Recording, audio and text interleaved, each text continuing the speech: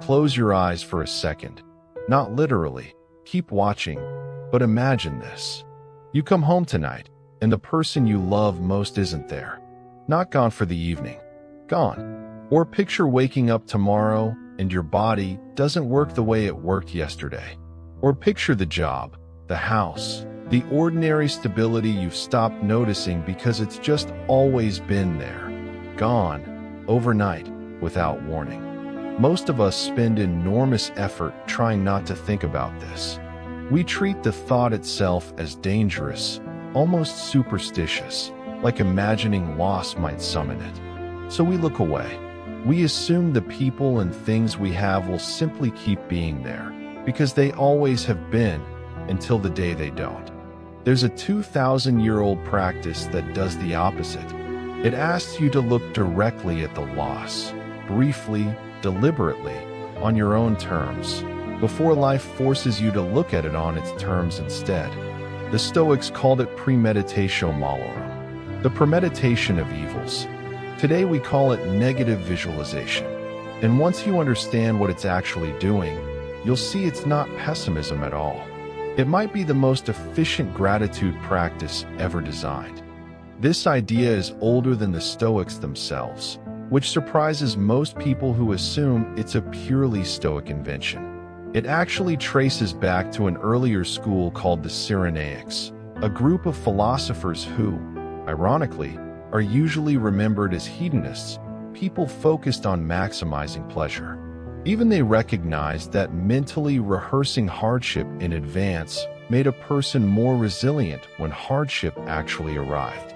The Stoics later adopted the practice and built it into something far more central to their entire system. The philosopher most responsible for handing this down to us is Seneca, a Roman statesman, playwright, and advisor to the Emperor Nero, writing in the 1st century AD. It's his letters to a friend named Lucilius, the Epistulae Moralis, that made this technique famous and gave us its clearest justification. Seneca's logic is almost mathematically simple, and it's worth hearing in something close to his own words. He wrote that what is completely unforeseen hits us harder. That surprise itself adds weight to disaster, on top of whatever the disaster actually is. His conclusion: we should project our thinking ahead of ourselves at every turn and hold every possible outcome in mind, not just the pleasant, expected one. Notice what he's identifying there. Not bad things are bad. Something more precise, that a meaningful portion of the pain in any loss comes specifically from the shock of it, not the loss itself. Which means shock is a separate, addressable problem. And if shock is addressable, some of your future suffering is optional. He wasn't alone in teaching this. Epictetus, the formerly enslaved philosopher we've talked about before, in the Dichotomy of Control video, asked a pointed question in his own teaching. Does a wise person ever really act surprised when something goes wrong? Or do they already expect that when things start badly, they may well get worse before they get better? Marcus Aurelius folded a version of this into his own private practice too, closely tied to the death awareness we covered in the Memento Mori video, regularly picturing endings, including his own, so that none of them would catch him unprepared.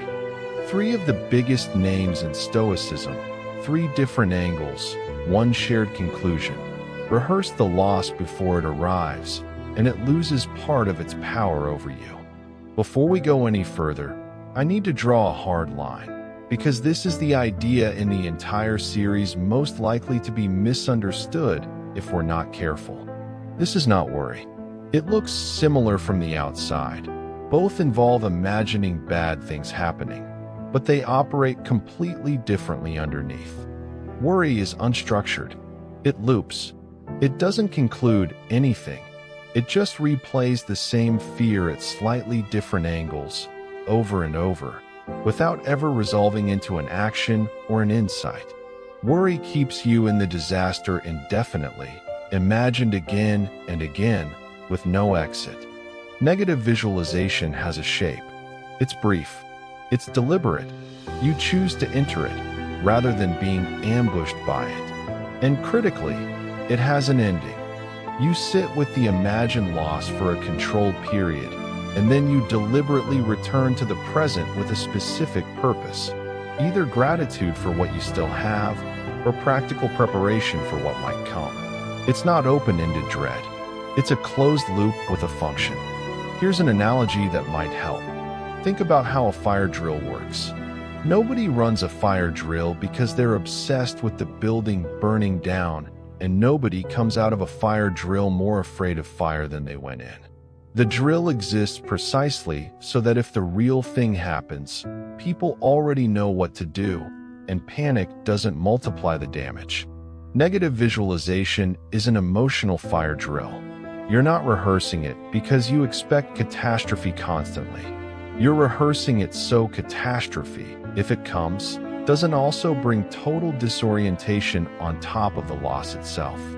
There are two separate mechanisms running here, and most explanations of this practice only talk about one of them. Let's cover both, because they work on different problems. Mechanism 1. Gratitude through contrast. Human beings are remarkably bad at appreciating things that are simply, continuously present. Psychologists call this hedonic adaptation, the tendency for anything stable and unchanging to fade into the background of your attention, no matter how valuable it actually is. Your health, while it's fine, becomes invisible. The person lying next to you every night becomes furniture. The fact that you woke up this morning at all stops registering as anything at all. Negative visualization interrupts that fade.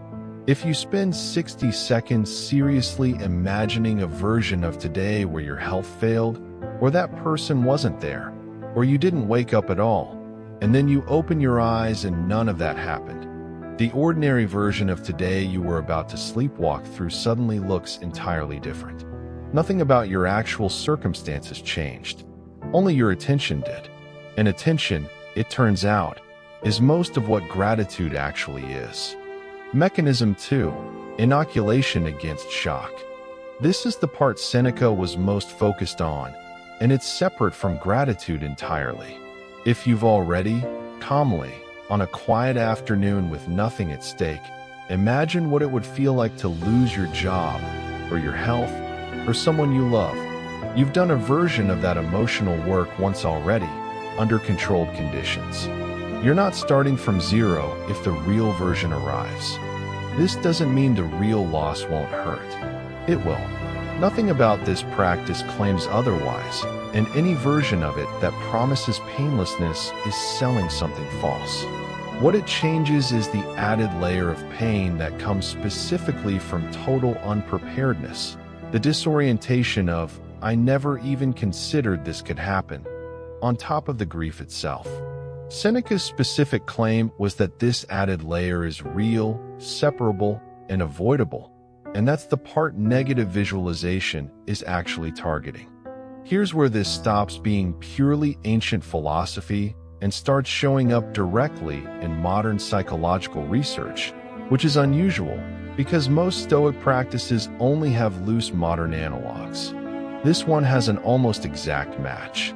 There's a documented phenomenon in psychology called defensive pessimism. Researchers have found that people who deliberately anticipate obstacles in advance and mentally rehearse how they'd handle them consistently perform better under stress than people who go in expecting everything to go smoothly. This isn't the same as being a pessimist by temperament, and it isn't the same as anxious rumination either. The research is specific that this structured, purposeful anticipation helps people plan and respond more effectively, rather than just spinning in fear. The defensive pessimist isn't afraid of the outcome. They've simply already mapped it, so nothing about it is unfamiliar territory when it shows up. There's a second, related finding worth mentioning. Research on gratitude interventions has found that gratitude exercises paired with imagined loss tend to produce a stronger boost in reported happiness and life satisfaction than gratitude exercises alone. In other words, simply listing what you're thankful for is good, Briefly imagining its absence first, and then noticing it's still there, appears to hit differently and harder. That's not a coincidence. That's the contrast mechanism from Part 3, showing up independently in a completely different research tradition, 2,000 years after Seneca described the same effect without any data to back it up, just careful observation of how minds actually work. It's worth sitting with that for a second. A Roman statesman, writing letters to a friend with no access to controlled studies or statistics, arrived at a conclusion that modern researchers, with actual data, have now independently confirmed. That's a fairly strong signal that he wasn't just being clever. He was noticing something real about how human minds process loss. Theory doesn't change a Tuesday. Here's how you actually run this exercise, step by step, without letting it slide into the anxious rumination we specifically want to avoid. Step 1. Choose deliberately, not randomly. Pick one specific thing, a relationship, your health, a particular possession, your job, a specific person. Don't try to run this exercise on your entire life at once. That's too diffuse to produce either gratitude or preparation, and it tends to just produce vague dread instead. Step 2. Set a container around it. Give the exercise a clear start and a clear end, a minute, maybe 2. This is not meditation you sink into for 20 minutes. It's closer to a controlled exposure, brief, intentional, bounded. Step 3. Imagine it concretely, not vaguely. Vague dread, something bad could happen, produces anxiety with nowhere to go. Specific imagination produces information. Picture an actual morning without that person. Picture the actual sentence a doctor might say. The specificity is what makes it useful instead of just uncomfortable. Step 4. Deliberately return and choose your exit. This is the step that separates the practice from spiraling. When your minute or two is up, come back to the present on purpose and immediately do one of two things. Either name what you're grateful for, specifically, not, I'm grateful for my life in the abstract, but this person is actually in the next room right now. Or, if the imagined loss is something genuinely possible and preparable for, use the clarity to make one concrete decision. A conversation you've been putting off, a document you should update, a habit you should change. Let the exercise end in gratitude or in action. Never let it end in nothing, because nothing is exactly where it curdles into ordinary worry. Step 5. Use it seasonally, not constantly. This isn't meant to be a background hum running all day. The Stoics used it as a discrete practice, a few minutes, deliberately, not a lens you keep permanently switched on over every part of your life. Overuse turns a tool into a symptom. I want to spend real time on this, because it matters more here than in almost any other topic in this series. Done briefly and on purpose, this practice tends to reduce fear. Done constantly, without an exit, it becomes something else entirely. Anxiety, wearing the vocabulary of philosophy as a disguise. The difference isn't the content of the thought. It's the structure around it. Short, chosen, and followed by either gratitude or action. Remove any of those three elements, and you no longer have negative visualization. You just have rumination with a Latin name attached to it. This distinction matters even more if you're someone who already deals with anxiety, health anxiety in particular, or grief that's still raw.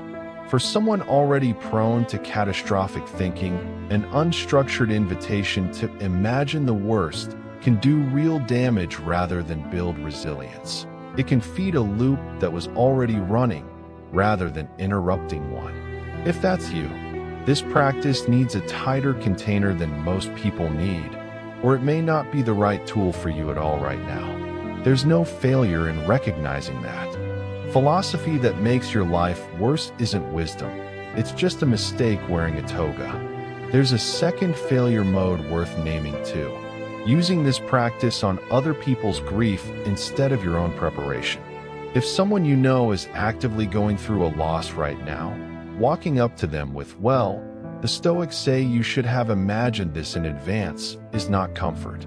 It's not even philosophy at that point.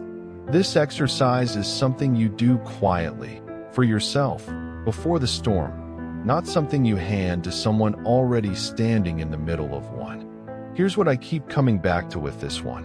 Almost everything you have right now, your health this morning, the people in the next room, the ordinary, unremarkable stability of today, exists on borrowed time you don't get to see the terms of in advance. That was always true. This practice doesn't make it more true. It just makes it visible again, for a minute or two, on purpose, instead of by accident when it's already too late to appreciate what you're about to lose. Seneca wasn't trying to make anyone afraid. He was trying to make sure gratitude didn't require a tragedy to show up. That's the whole trade this practice is offering. A small, deliberate discomfort now, in exchange for noticing what you actually have while you still have it. Most people only get that clarity once, usually the hard way. This is just a way of getting it early and often, on your own schedule instead of fate's.